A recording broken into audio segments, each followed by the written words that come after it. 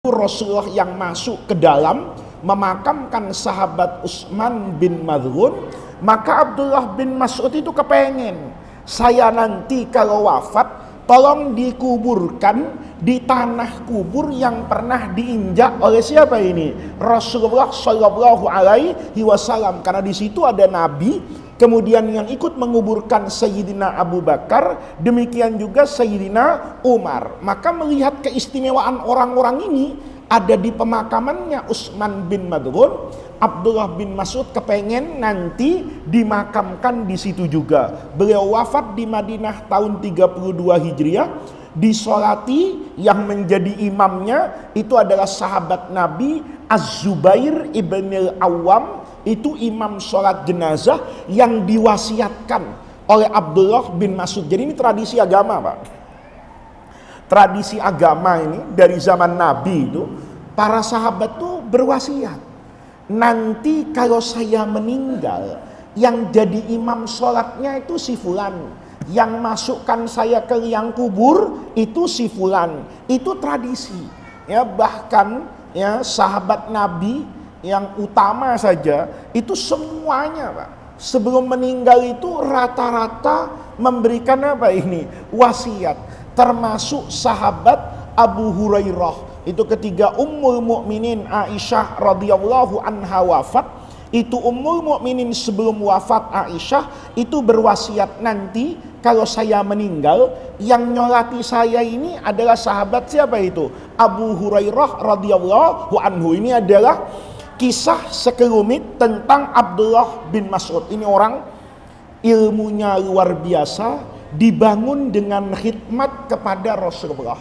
Ini adalah sahabat Nabi yang pekerjaannya setiap hari itu menjaga sandal dan siwaknya Rasulullah.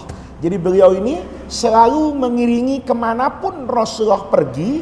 Nanti kalau Nabi melepas sendalnya, maka sendal ini yang jaga, yang bawa dan yang merapikan itu adalah sahabat Abdullah ibni Mas'ud. Yang membawa siwaknya Rasulullah juga adalah sahabat Abdullah bin Mas'ud. Jadi ini sampai Rasulullah wafat, ini terkenal dengan khidmatnya kepada Rasulullah Shallallahu Alaihi Wasallam.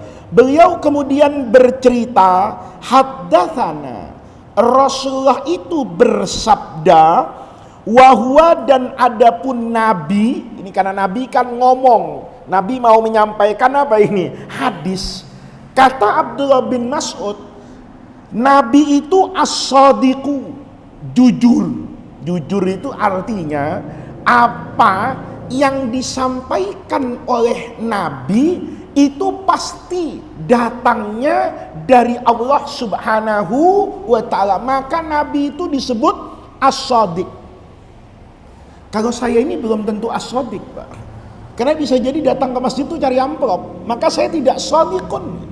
Saya menyampaikan ini bisa jadi dilebih-lebihkan, bisa jadi juga dikurang-kurangkan. Tapi Nabi itu sifatnya shadiqun. Nabi itu jujur.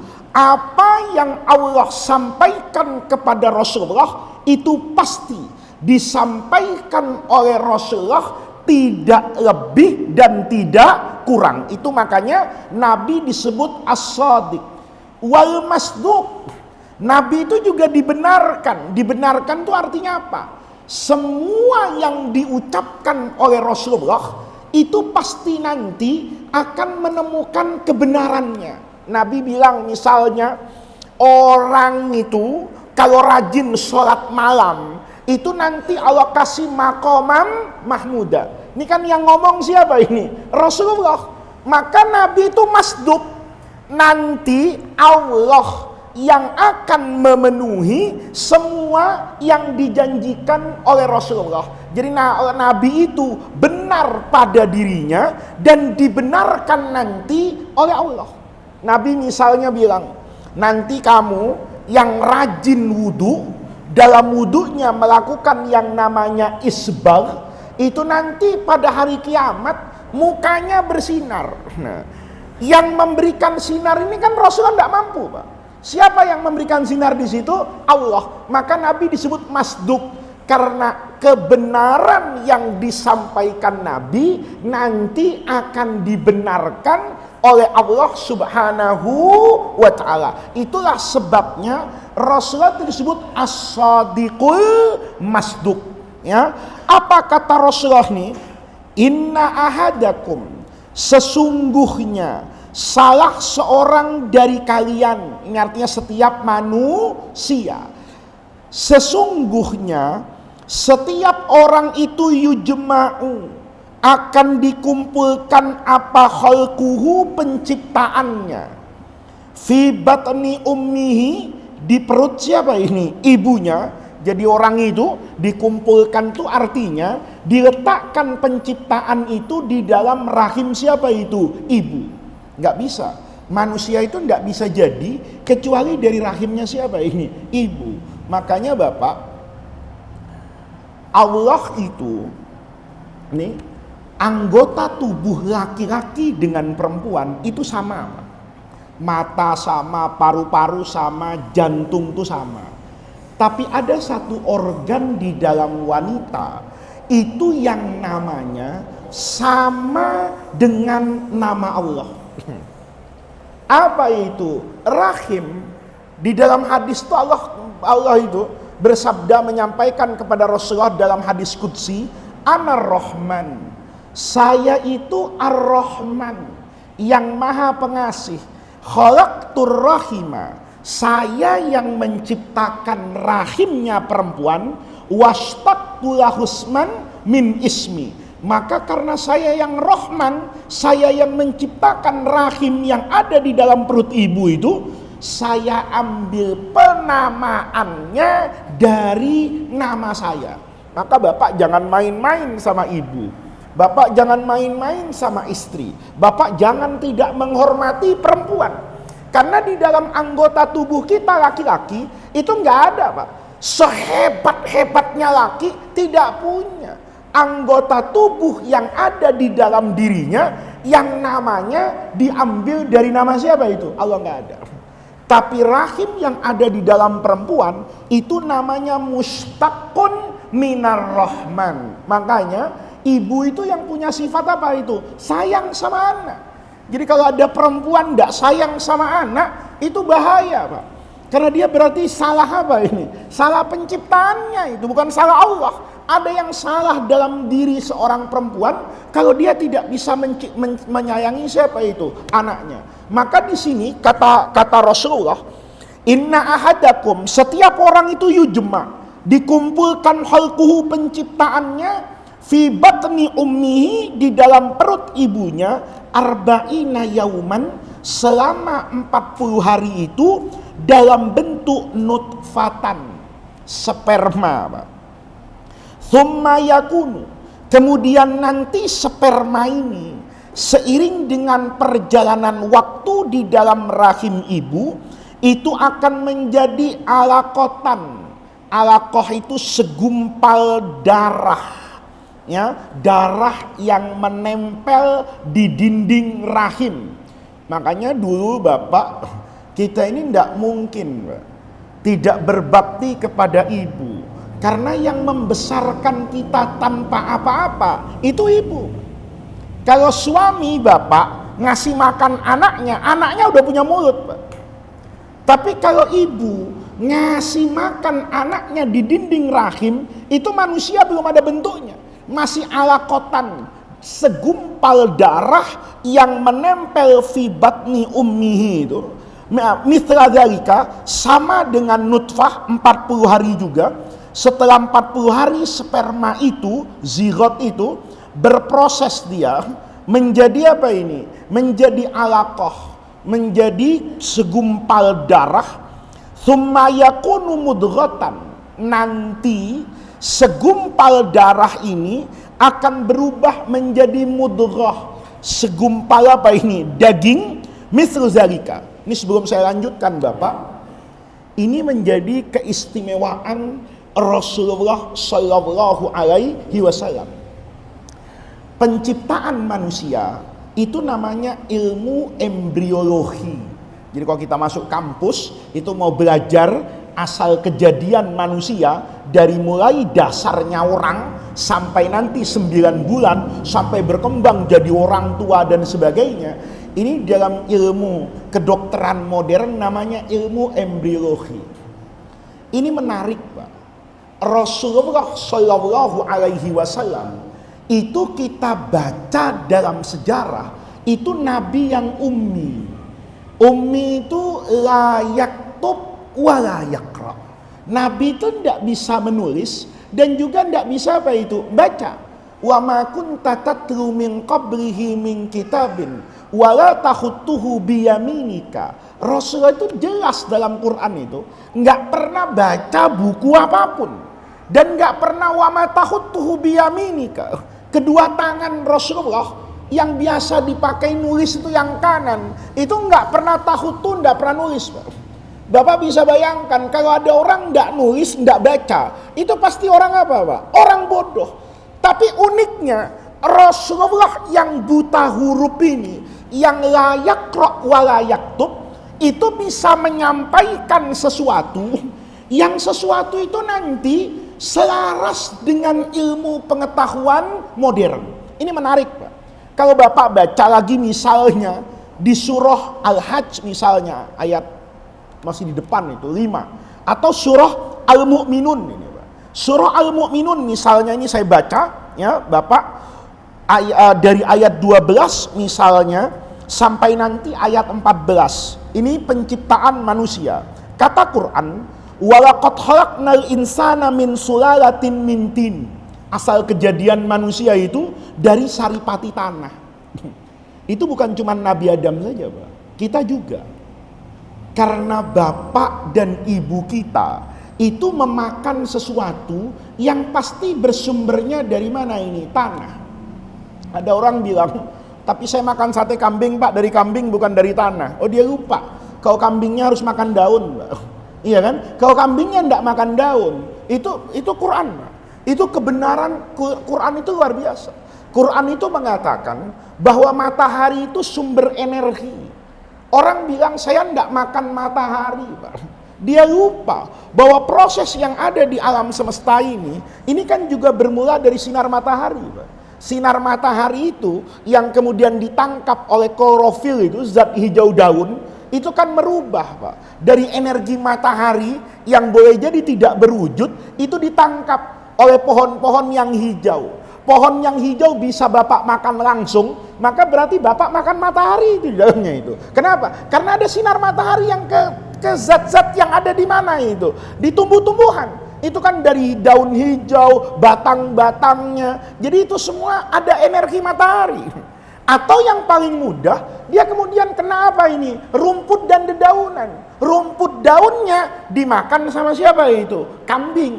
Kambingnya Bapak makan. Nah, ini semua itu kan asal kejadian apa ini? Manusia. Berarti dari sini unsur tanahnya ada, Pak. Karena semua itu membutuhkan tumbuhan yang tumbuh di atas apa ini? Tanah. Maka kata surah Al-Mu'minun, manusia itu Allah ciptakan dari saripati tanah. Tsumma ja'alnahu nutfatan. Berproses, Pak. Semua yang kita makan, makanya hati-hati, Pak. Jangan suka makan yang haram. Ya, nanti begitu makan yang haram, pagi-pagi buang air, seneng. Alhamdulillah, yang haram keluar. Belum. Yang keluar itu kotorannya, Pak. Tapi saripatinya sama Allah itu dijadikan apa itu? Nutfatan fi qararin makin.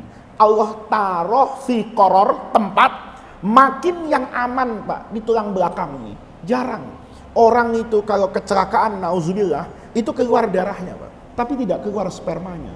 Karena dia dijaga dengan anggota tubuh yang aman seperti janji Quran fi qararin makin.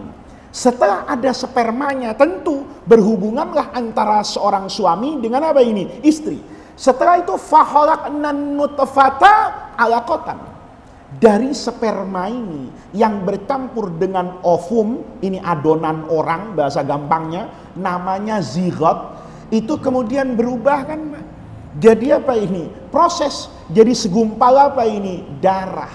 Dari darah itu fakhalaqnal alaqata mudghatan. Yang tadi berupa darah lama-lama berubah menjadi apa ini? Daging. Setelah menjadi daging, fakhalaqnal mudghata idhaman. Daging tadi itu berubah pelan-pelan mengeras menjadi apa ini? Tulang.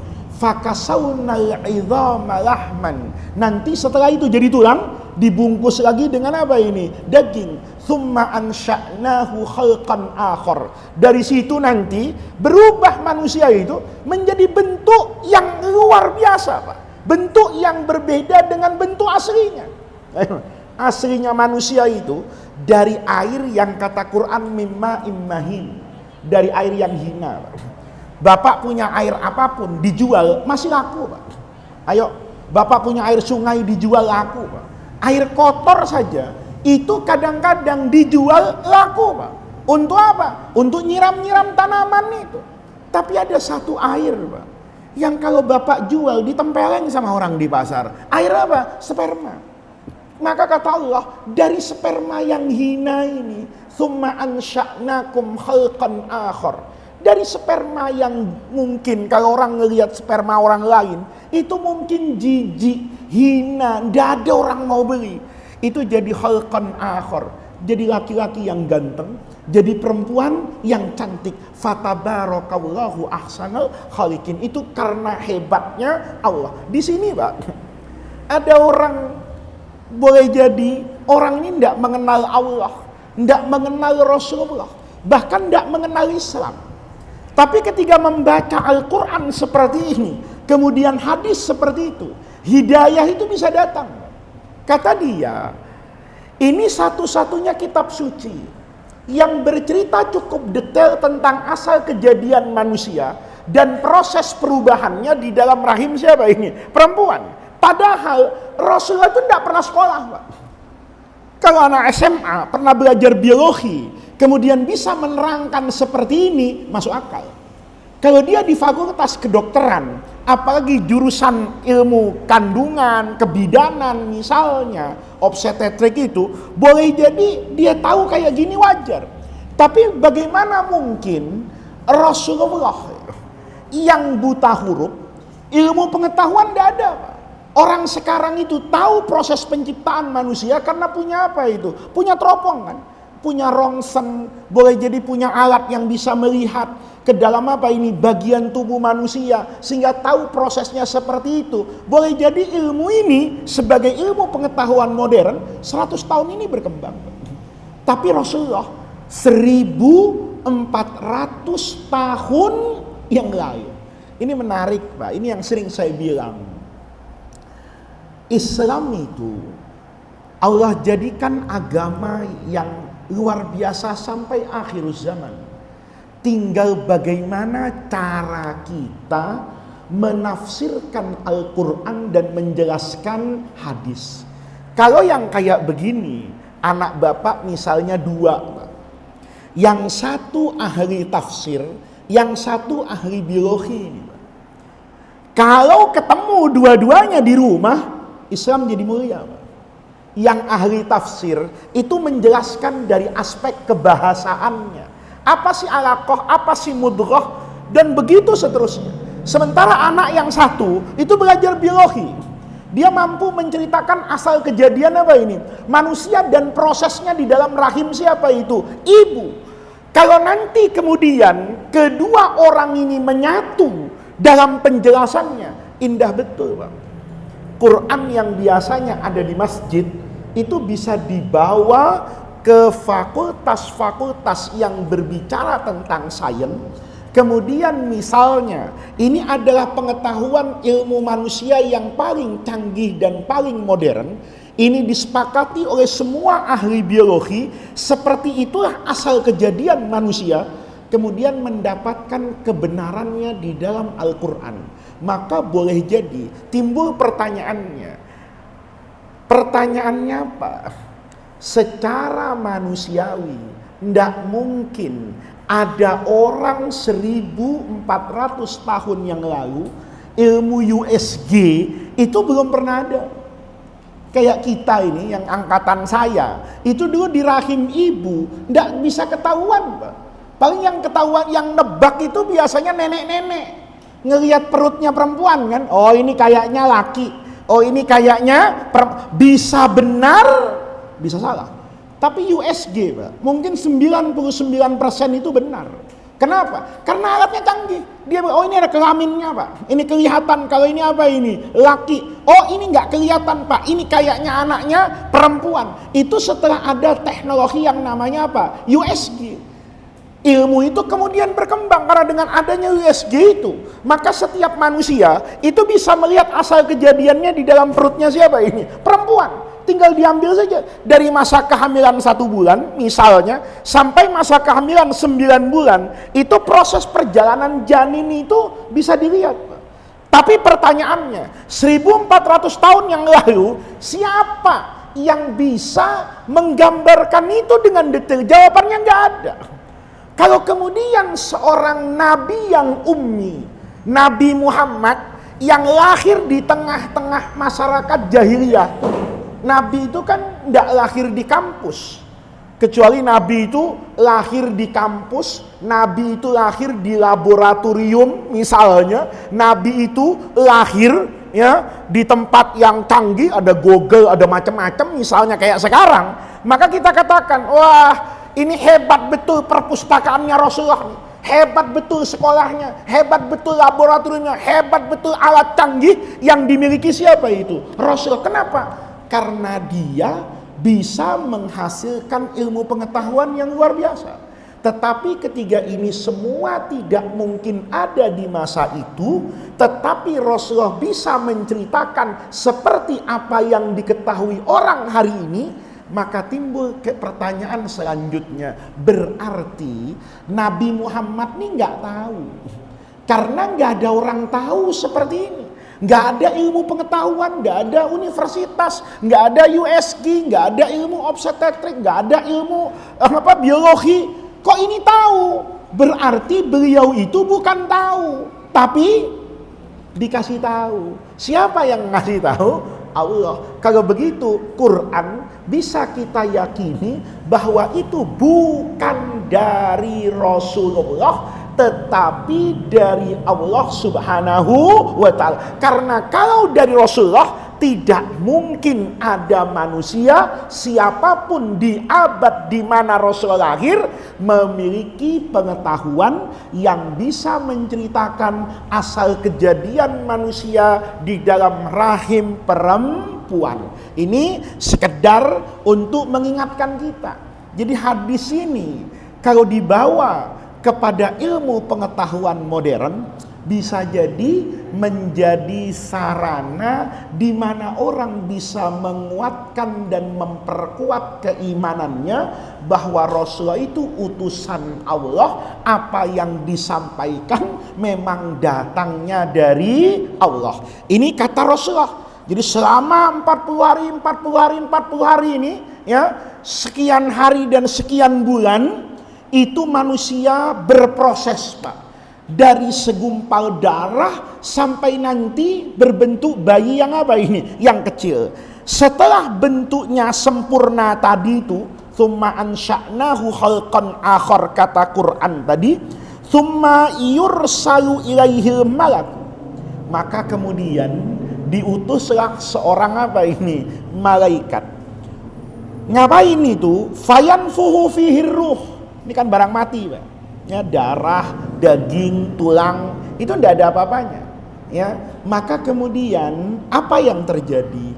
Allah utus seorang malaikat untuk meniupkan fihi, di dalam janin tadi itu, ar-ruha, ruhnya. Ruh itu tidak bisa dijelaskan. Ya, ini menunjukkan bahwa ini yang membawa betul-betul seorang nabi. Jadi betul kata Quran, yas'alunaka anir ruh, qulir ruhu min amri rabbi. Dokter itu bisa menceritakan segalanya tentang hidupnya manusia. Dokter bisa, Pak, dicari. Ini yang mompa darah, ini jantung kayak apa, paru-paru gimana, ginjal itu membersihkan semuanya kayak apa. Bahkan Bapak bisa lihat, ya, Dokter itu bisa menceritakan Pak, bedanya mesin cuci darah dengan ginjal. Orang kalau habis dicuci darahnya, nauzubillah, itu darahnya bersih Pak, tapi lemes dia.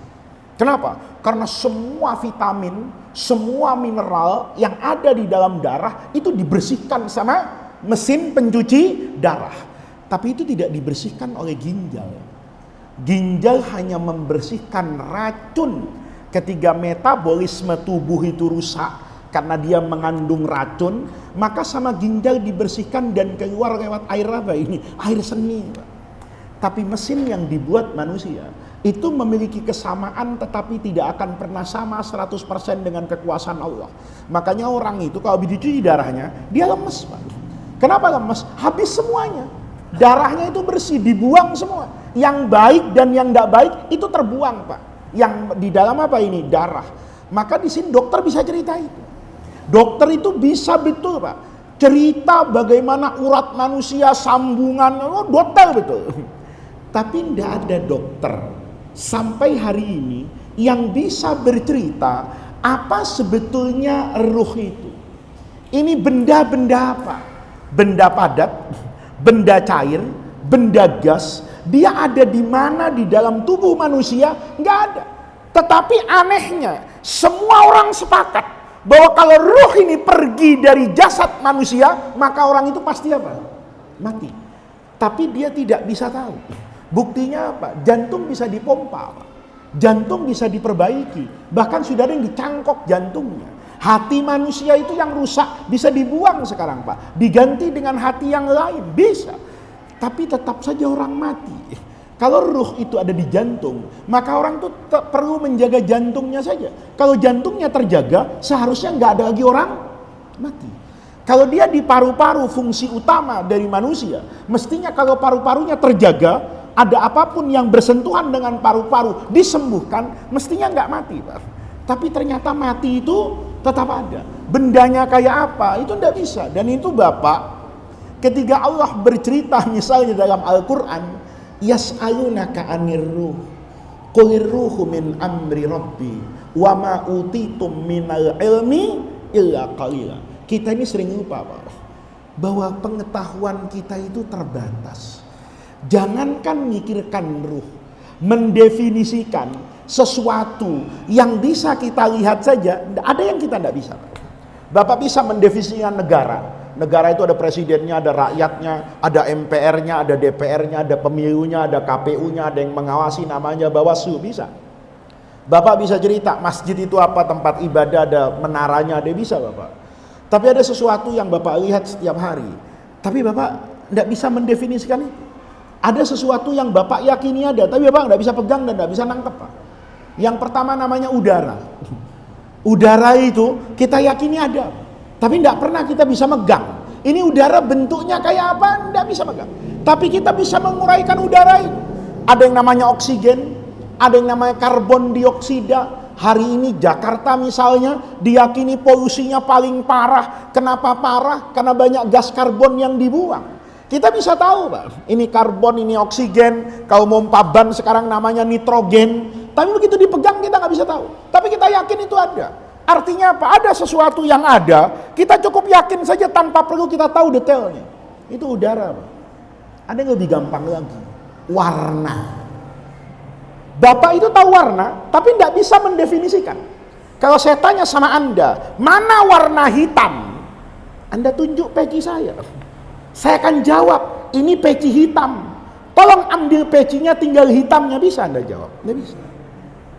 Anda tanya sama saya, mana warna putih? Baju saya putih, baju beliau putih.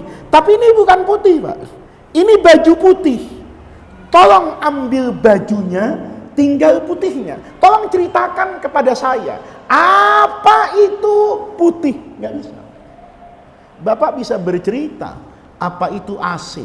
Oh ini satu alat Pak, terdiri dari A, B, C, D sampai Z bisa. Ya, Bapak bisa membuat obat, cerita hebat tentang obat bisa. Oh obat ini obat yang canggih, bisa memberikan apa ini? Kesehatan. Ini karena komposisinya A, B, C, D sampai Z. Tapi Bapak saya tanya, mana warna kuning? Tidak tahu. Bapak paling bisa nunjuk Golkar. Ya, saya bilang, oh itu Golkar Pak, bukan kuning. Tolong ambil Golkarnya, tinggal apanya itu? Kuningnya, tidak bisa. Itu menunjukkan keterbatasan apa itu? Manusia. Di aspek inilah yang namanya iman. Kita percaya saja dengan apa yang disampaikan oleh siapa ini? Rasulullah. Karena kalau dijelaskan, Nabi akan mengatakan kepada Anda bahwa ada sesuatu yang memang tidak bisa dijelaskan. Kenapa? Karena Anda tidak bisa menangkap itu. Karena sesuatu yang Anda lihat setiap hari, Anda gunakan dalam bahasa keseharian Anda saja tidak bisa mencakup hakikat itu. Apa contohnya? Udara. Apa contohnya? Misalnya warna. Tidak ada yang tahu.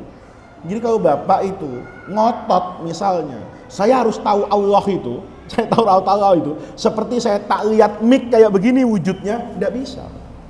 Kenapa tidak bisa?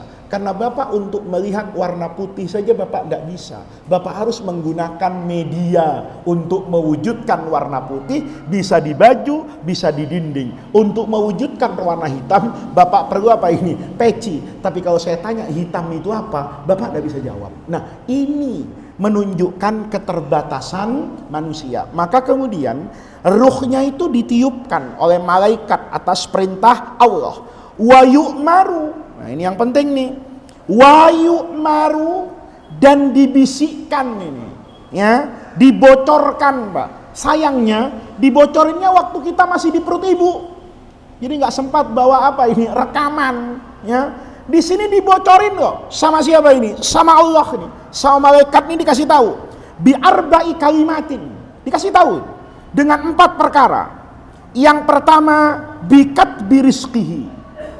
Ditulis, Pak, rezekinya itu berapa, itu dikasih tahu. Cuman kita nggak ingat aja. Ya, coba ingat dulu. Faiz, kamu hidup nanti punya tanah 1000 hektar loh. Saya tanya sama Allah, sertifikatnya di mana? Kan gitu. Waduh, nanti tahun sekian, itu dikasih tahu, Pak. Rezekinya dikasih tahu. Kamu nanti selama hidup, Faiz, akan minum sekian juta liter air. Kamu nanti akan kesini makan beras tuh sebanyak sekian juta butir misalnya. Itu sama Allah dikasih tahu, Pak. Rezekinya itu berapa takarannya. Dikasih tahu wa ajalihi, sampai kapan hidupmu di dunia. Kasih tahu, Pak. Kamu nanti akan wafat tanggal sekian hari ini, dikasih tahu sama Allah. Wa amalihi, dikasih tahu. Kamu nanti jadi presiden, jadi rakyat, jadi tim sukses, jadi RT, jadi kiai, jadi pemimpin tahlil, jadi pemimpin partai, semua dikasih tahu sama Allah. Wasakiyin, kamu itu keberangsak kata orang Betawi, ya, hidupmu itu sedih, ya, au sa'id, atau bahagia. Nih, Pak, ini bedanya Ahlus Sunnah dengan Jabariyah dan Mu'tazilah. Ini jangan sampai salah. Ahlus Sunnah itu selalu ada di tengah, Pak. Karena dulu aspek akidah kepada qada wal qadar ini dua-duanya sama-sama ekstrim, Pak. Yang satu namanya Jabariyah, ya. Jabariyah ini mengatakan bahwa Allah itu maha kuasa. Karena Allah itu maha kuasa, maka tanda kekuasaannya Allah itu bisa maksa manusia. Jadi kamu sholat itu ya dari Allah, kamu mencuri ya sudah, itu takdir Allah. Loh, kenapa ada surga dan neraka? Allah maha tahu, nggak usah tanya-tanya. Itu Jabariyah. Lawannya namanya Qadariyah. Qadariyah itu kelompok yang tidak percaya adanya takdir. Kelompok ini yang paling terkenal namanya Mu'tazilah. Kata Mu'tazilah, kalau semuanya ditentukan Allah, ya Allah itu zalim. Dia yang nyuruh nyolong, dia yang memasukkan ke dalam neraka. Kan logikanya begitu. Saya sholat tuh seizin Allah, saya mencuri juga seizin Allah. Lalu kalau Allah ini kayak begini, kata Mu'tazilah, loh berarti Allah itu zalim. Nggak bisa, Allah tuh nggak zalim. Maka dia mengatakan tidak ada yang namanya qada wal qadar. Dia menafikan itu. Yang satu memaksakan, justru ketundukan kita kepada Allah, kita nggak punya hak apapun, semuanya ditentukan oleh Allah. Kayak skenario film tuh, ya, biar orang kaya bintang filmnya, kalau lagi berperan sebagai orang miskin ya gembel juga dia. Kenapa gembel? Perintahnya sutradara. Sama kan, bapak nikah nih dulu kalau orang Betawi pakai palang pintu, tapi udah disetting nanti kamu kalah loh. Kenapa? Kalau nggak kalah pengantin laki nggak masuk, Pak. Iya kan, kan palang pintu tuh, yang satu pengantin laki, yang satu pengantin perempuan. Pengantin laki mau masuk akad nikah, itu kan bawa jagoan, Mbak. Nanti dihadapi sama jagoannya rumah perempuan. Kalau rumah perempuannya tahu-tahu serius, Pak, ya, nggak mau kalah, nauzubillah, malah jagoannya pengantin laki tepar, nggak jadi akad nikah. Kata Al-Jabariyah, kita itu di hadapan Allah kayak gitu. Semuanya ditentukan oleh Allah Subhanahu wa ta'ala. Di tengah-tengah ini namanya Ahlus Sunnah wal Jamaah. Ahlus Sunnah mengatakan tidak ada mutlaqul jabri dan tidak ada mutlaqul qadar. Nggak ada pemaksaan yang ekstrim dan tidak ada kemerdekaan yang ekstrim. Yang ada apa ini? Di tengah-tengah. Di tengah-tengahnya itu apa? Di tengah-tengahnya ini gini, Pak. Kata Ahlus Sunnah wal Jamaah, untuk memahami qada wal qadar, itu orang harus memahami Allah secara keseluruhan. Secara keseluruhan itu apa? Allah itu punya nama, Pak. Namanya yang wajib kita ketahui minimal itu ada 99. Itu namanya Al-Asmaul Husna. Cara memahami Allah itu tidak boleh separoh-separoh. Kalau separoh-separoh, iman Bapak bisa rusak. Pahami Allah itu secara keseluruhan. Gimana cara memahami Allah secara keseluruhan? Ya kan sama, Pak, hidup kita ini. Allah itu punya sifat Ghafurur Rahim, tapi Allah itu juga punya sifat Sadidul Iqab. Dari mana Bapak dapat rahmatnya Allah? Dari Sadidul Iqab. Kalau Bapak tahu Allah itu tidak punya Sadidul Iqab, maka nggak ada rahmat Allah. Ayo, kita hidup malam ini, itu hidup dalam rahmat Allah. Kenapa dalam rahmat Allah? Karena kita tahu motor kita aman. Kenapa kita yakin motor kita aman? Karena Allah mengharamkan pencurian. Seandainya Allah tidak mengharamkan perzinaan, kita sudah tidak bisa hidup. Istrinya pergi takut berzina, suaminya pergi takut berzina. Adanya neraka itu menunjukkan keindahannya apa ini? Surga. Jadi tidak bisa dipisahkan. Kenapa nggak surga aja? Nggak bisa.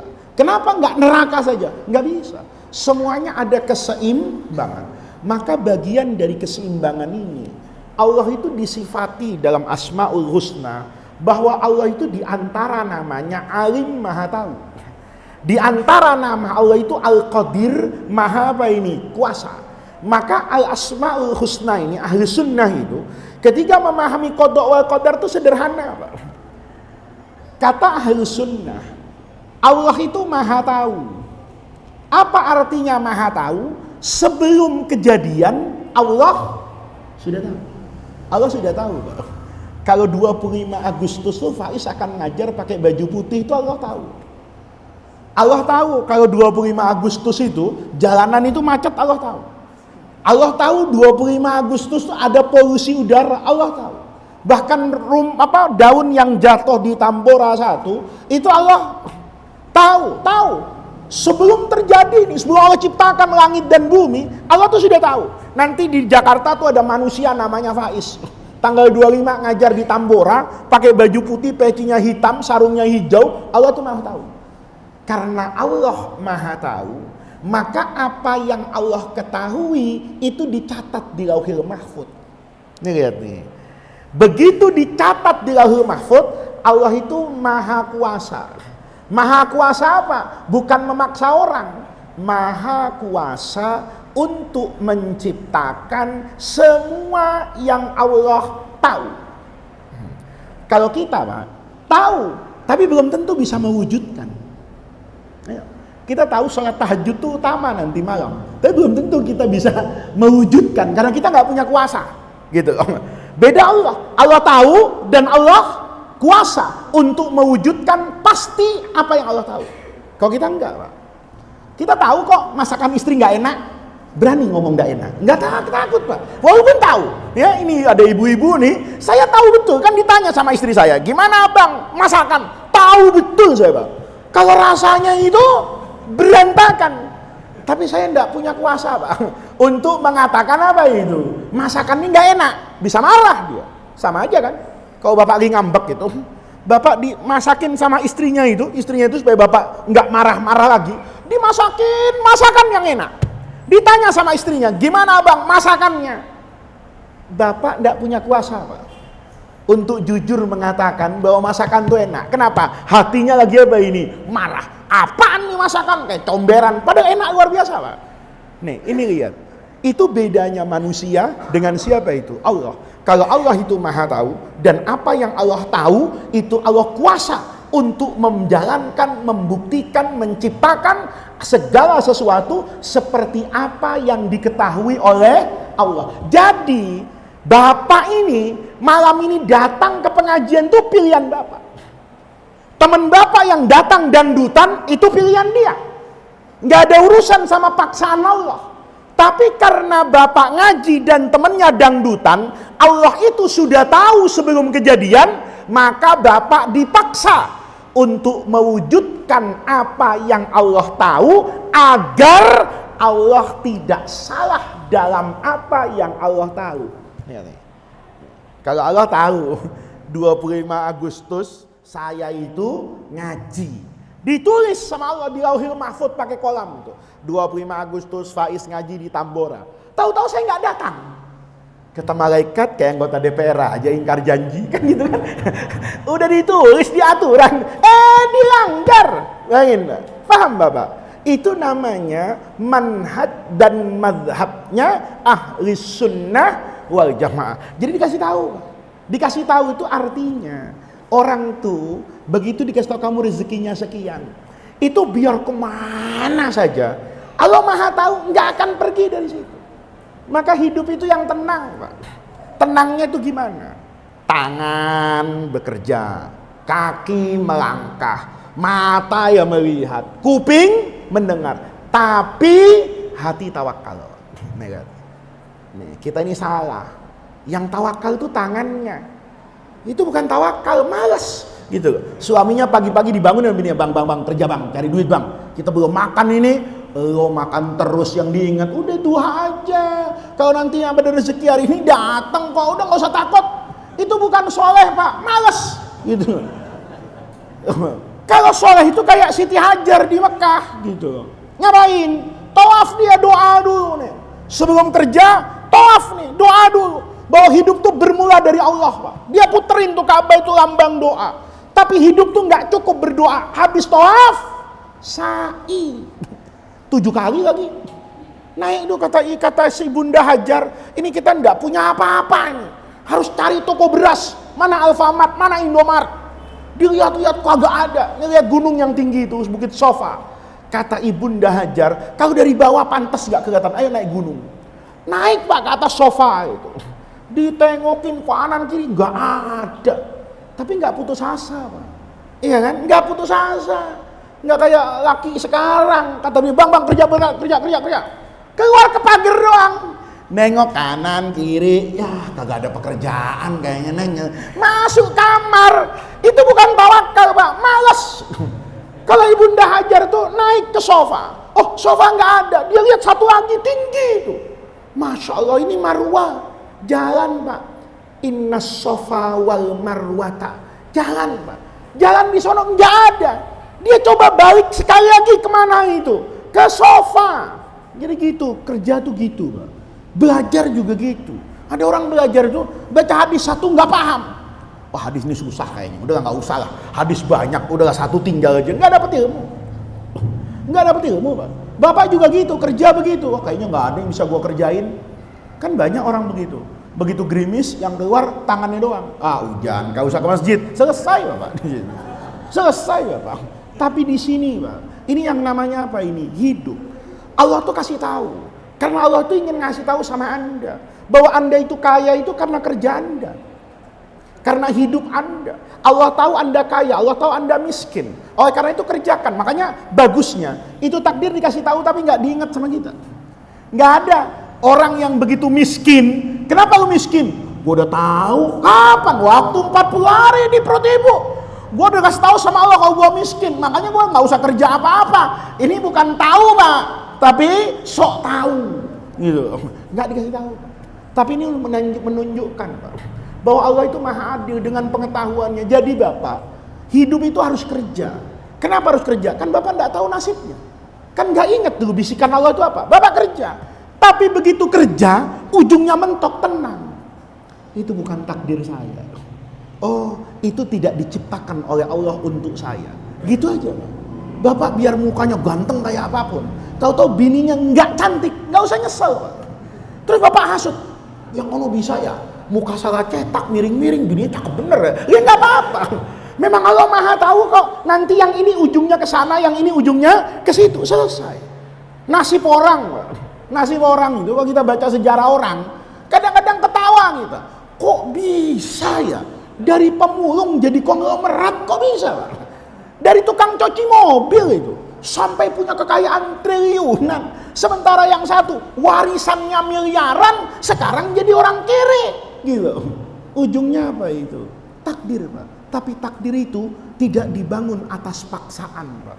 Takdir itu Allah hanya ingin menyingkap dan mengungkap apa yang Allah tahu menjadi satu kesatuan yang lurus. Jadi takdir itu tidak ada kaitan dengan paksa memaksa, tetapi itu adalah pertemuan Mbak, antara ikhtiar dan doa.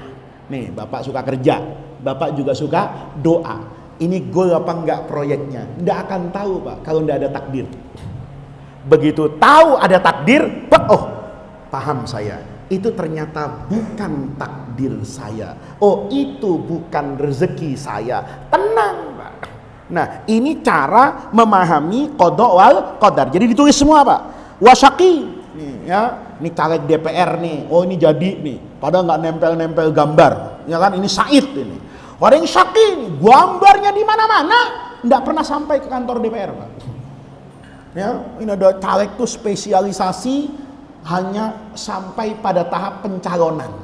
Tiap 5 tahun fotonya di mana-mana, tapi orangnya tidak pernah masuk gedung parlemen.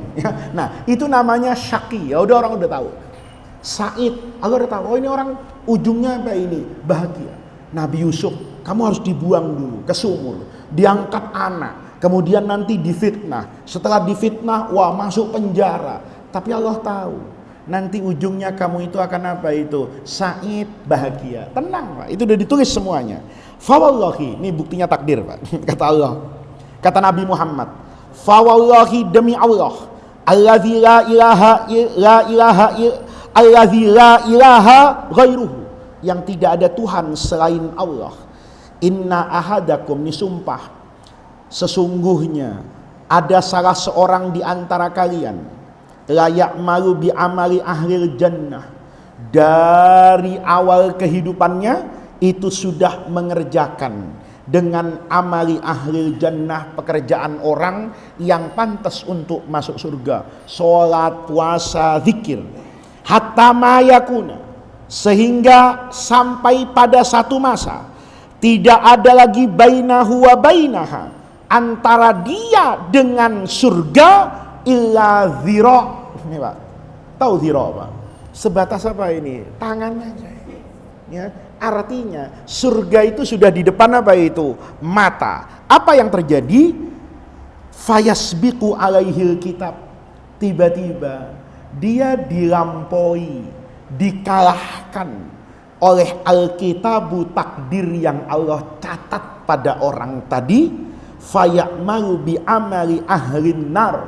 Tiba-tiba orang tadi di penghujung hidupnya, ya, mengerjakan pekerjaannya orang yang pantas untuk masuk neraka, fayadkhuluha, maka orang ini masuk ke dalam api.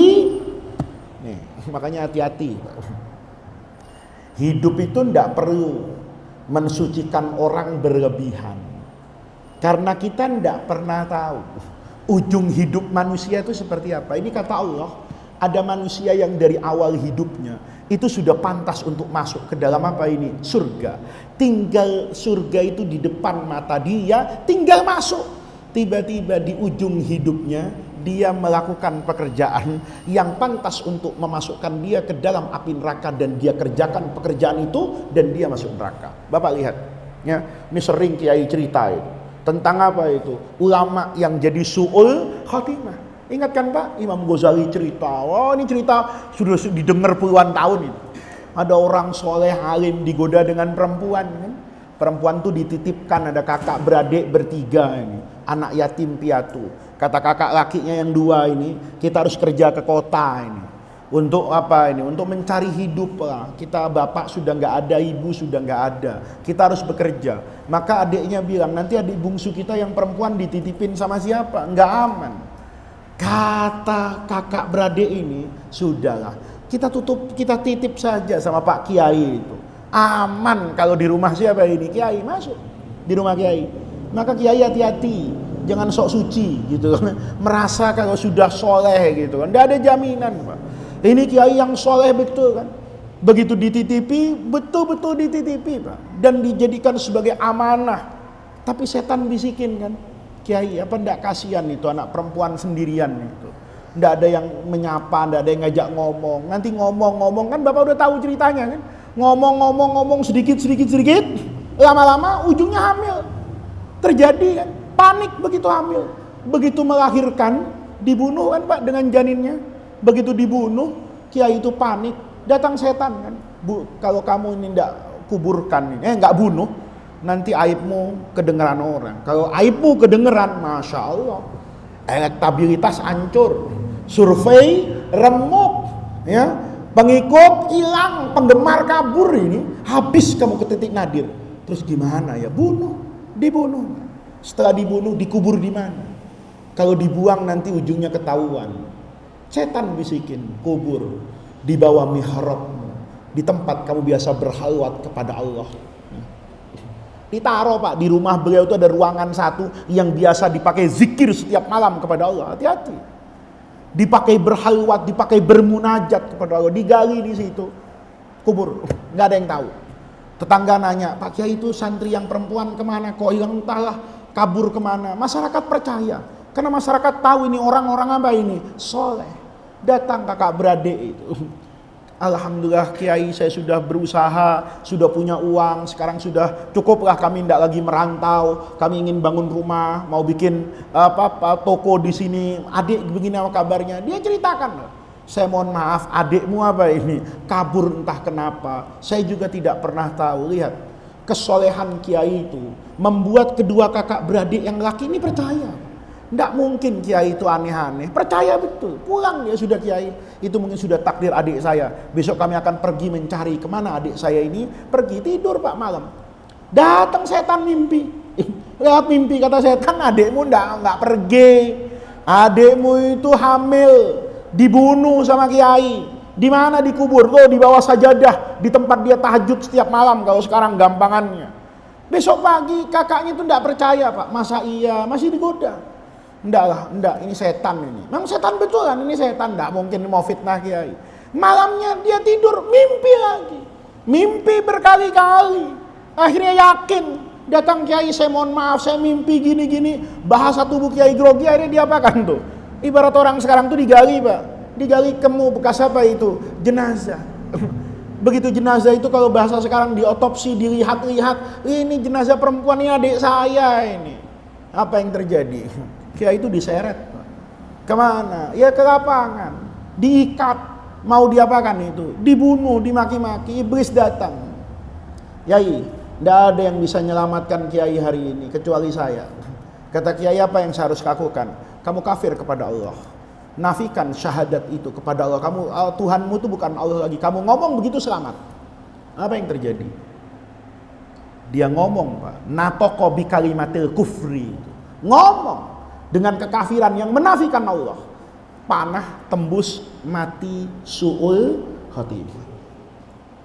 Kenapa su'ul khotimah? Sudah takdirnya. Allah tahu. Ini ujungnya kayak begini. Oleh karena itu Bapak-bapak, hidup tuh ambil yang tengah-tengah. Ada orang baik itu puji sewajarnya. Jangan tidak atau melebihi batas kewajaran. Karena kita tidak pernah tahu dengan apa nanti hidupnya ditutup oleh Allah. Sebaliknya yang satu ini, ya. Ada yang satu lagi ini, terbalik ini, ya. Wa inna ahadakum la ya'malu bi amali ahlin nar. Pekerjaan ini maksiat tiap hari. Hatta ma yakuna bainahu wa bainaha illa dhira'. Antara dia dengan neraka itu tinggal apa ini? Tinggal supersasta tangan aja. Didorong dikitnya masuk dia ke neraka. Apa yang terjadi sama? Fayasbiqu alaihil kitab. Tiba-tiba takdir dia melompat ke depan mengalahkan orang tadi agar dia tidak masuk ke dalam api neraka. Apa yang terjadi? Fayamalu bi amali ahlil jannah. Dia mengerjakan pekerjaannya orang yang masuk ke dalam surga. Fayadkhuluha. Tuh Pak. Jadi orang itu bermaksiat kepada Allah itu nggak usah dibenci orangnya, benci aja pekerjaannya. Kalau Bapak lihat orang ini masuk neraka nggak boleh, Bapak bilang, Ramadan masa itikafnya di warteg, orang tadarusan Quran gitu di masjid, ini itikafnya di warteg, tadarusnya tahu goreng sama bakwan, kan begitu kan? Dasar lo orang masuk neraka lo, nggak bisa. Kita nggak pernah tahu kan. Jangan-jangan itu maksiat terakhir yang dilakukan. Kemudian Allah berikan apa ini? Pintu taubat.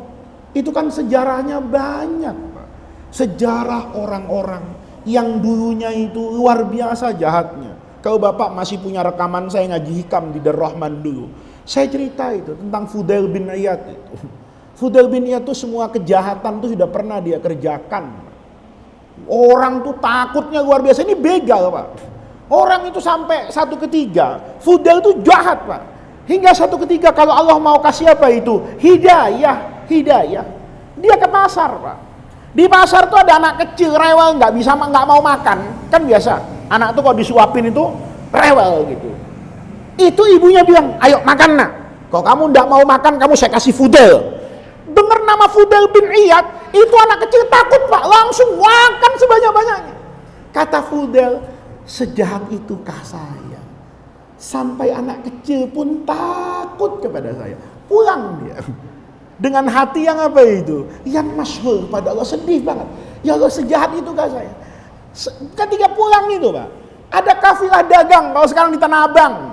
Ayo cepat-cepat angkat ke mobil, cepat pergi sebelum maghrib tiba. Sekarang Fudail masih tidur. Nanti maghrib dia bangun, habis kita dirampok. Kata Fudail, ini gue udah bangun sebenarnya kan gitu. Dia denger itu. Kata Fudail, ya Allah, orang itu nyebut saya itu jelek semuanya. Fudail ini, Pak, cinta betul sama tetangganya yang ahli ibadah. Tapi ini orang nggak mungkin mau, kata Fudail. Maka kerjaannya itu kalau sampai rumah gelap ngintip. Coba. Tapi jangan ditiru, Pak. Ya, nanti terus Bapak, caranya dapat hidayah itu ngintip. Terus ngintip semua. Beda-beda nasib, Pak. Fudail itu ngintip. Dia begitu sampai ke rumahnya, ya sedih, Pak. Ya Allah, saya kok jahat kayak gini ya, saya gini. Tapi maksiat lagi. Jam segini. Wah, biasanya tetangga saya ini udah muncul di atas. Naik dia ke tembok atas. Seperti biasa dia mengintip. Tiba-tiba ketika dia mau mengintip itu, terdengar suara yang dia tidak pernah tahu. Alam yakni lilladzina amanu an takhsha'a qulubuhum li dzikrillah. Apa belum datang waktunya untuk kamu sekarang tunduk kepada Allah? Apa belum cukup ini? Allah kasih kamu hidup, Allah sabarin. Apa belum waktunya kamu taubat? Apa yang terjadi? Fudail itu bilang dalam hatinya, bala, sudah datang ya Allah. Itu tidak pakai lama, Pak. Subuh langsung ke masjid. Semenjak itu Fudail bin Iyad nanti pada masa akhir hidupnya disebut Abidul Haramain. Dia orang yang ahli ibadah. Kalau nggak di Mekah, ya di Madinah. Kalau orang mau cari Fudail, itu nggak mungkin di Tanah Abang, di Pasar Pagi, di Kota Tua, nggak mungkin. Cari dia di Mekah, di depan Ka'bah. Cari dia di Raudhah, di samping makam Rasulullah. Pasti dia sedang sujud dan baca Quran. Itu aslinya begal. Itu, Pak. Jadi orang itu hidup itu nggak perlu lah, Pak, mensucikan sesuatu yang nggak suci gitu. Apalagi cuman pilpres gitu, ya. Nggak perlu lah. memuji orang berlebihan, mengangkat orang pada derajat yang di luar apanya itu, makomnya. Cintai sewajarnya, karena yang tidak wajar itu hanya akan mendatangkan apa ini? Kerusakan. Maka hadis ini itu mengajarkan kepada kita banyak hal. Yang pertama, segala sesuatu itu ada dalam pengetahuan Allah. Segala sesuatu itu ada dalam takdir Allah. Tapi kita baca dalam hadis, ada yang bisa merubah takdir. Apa diantaranya? Doa. Jadi takdir itu Pak bisa berubah. Sebenarnya nggak berubah. Allah tahu orang ini kalau maksiat dia biasanya suka taubat. Maka kata Allah, kalau dia rajin taubat, nanti yang mestinya ke neraka jadi kemana ini? Ke surga. Dia buktikan itu dengan pengetahuan Allah, maka dia bisa masuk ke dalam apa ini? Surga. Itu adalah amalan yang luar biasa. Sering bertaubat, sering beristighfar. Di dalam hadis itu ada lagi namanya shadaqatus sirri. Sedekah diem-diem. Kita kalau sedekah kadang-kadang viralkan, kan gitu kan ya? Enggak. Shadaqatus sirri itu dalam hadis hasan. Itu dikatakan tutfi'u ghadabar rabbi. Itu yang akan mampu memadamkan murka Allah. Nah, ini yang harus kita ingat. Jadi ingat bahwa segala sesuatu itu ada takdirnya. Kalau sesuatu itu tidak datang kepada saya, itu berarti bukan takdir saya. Kalau sesuatu itu datang kepada saya, itu adalah takdir saya. Dan orang itu tidak perlu kemudian ya memikirkan takdirnya. Nih, Syekh Abdul Qadir Jailani itu bilang gini, Innallaha, Allah itu arada minna asya'a wa arada bina asya'a. Allah ini menghendaki dari kita beberapa perkara, dan Allah menghendaki kita untuk menjadi beberapa perkara. Nih, Allah itu minta kepada saya sholat, Allah itu minta kepada saya puasa, Allah itu minta kepada saya istighfar, Allah itu minta kepada saya taubat, Allah itu meminta kepada saya agar rendah hati, Allah itu meminta kepada saya untuk peduli kepada sesama, Allah itu minta kepada saya untuk membagi rahmatnya kepada seluruh umat manusia. Itu Allah minta dari saya. Tapi Allah juga ada yang Allah tuh mau saya jadi apa, Allah tahu. Kan tadi kan Allah tahu 25 Agustus saya datang ke sini ngaji arba'in. Berarti Allah menginginkan saya malam ini jadi ustadz. Kan gitu. Coba suara saya enak terus dangdutan. Berarti Allah ingin malam ini saya jadi penyanyi dangdut. Allah ingin saya jadi kiai, jadi ustadz, jadi orang soleh, jadi ini. Banyak Pak. Yang ini Allah nggak kasih tahu sama kita. Allah nggak kasih tahu. Bapak jadi presiden, Bapak jadi rakyat, jadi RT, jadi kiai. Nggak dikasih tahu sama Allah. Tapi yang Allah minta dari kita, Allah kasih tahu. Salat itu 5 waktu. Ya, dimulainya dengan takbiratul ihram, akhirnya salam. Syaratnya diantaranya wudu, rukunnya misalnya baca Fatihah. Allah kasih tahu jelas. Kenapa, Pak? Kita selalu ribet dengan apa-apa yang Allah tidak beritahu kepada kita, tapi kita melupakan apa-apa yang Allah beritahu kepada kita. Itu kata Syekh Abdul Qadir Jailani. Allah itu punya iradah. Iradah kepada dari kita apa? Iradah sholat. Dan Allah juga iradah, punya iradah menjadi apa kita. Yang menjadi apa ini Allah rahasiakan. Tapi Allah yang Allah minta dari kita, itu Allah jelaskan. Kenapa kita ribut, pusing, diskusi, rewel dengan sesuatu yang Allah tidak jelaskan kepada kita, yang Allah tidak beritahukan kepada kita, tapi kita sering melupakan apa-apa yang Allah jelaskan kepada kita. Itu adalah pengajian kita malam hari ini. Mudah-mudahan Allah jadikan jam'ana hadza jam'an marhuma wa tafarruqana min ba'dihi tafarruqan ma'suma. Mudah-mudahan dari semua yang kita baca, dari semua yang kita lihat, dari semua yang kita dengar, Allah Subhanahu wa taala senantiasa meneguhkan keimanan, keislaman serta keihsanan kita semua. Rabbana atina min ladunka rahmah wa hayyi lana min amrina rasyada. Rabbana atina fid dunya hasanah wa fil akhirati hasanah wa qina adzabannar. Wassalamualaikum warahmatullahi wabarakatuh.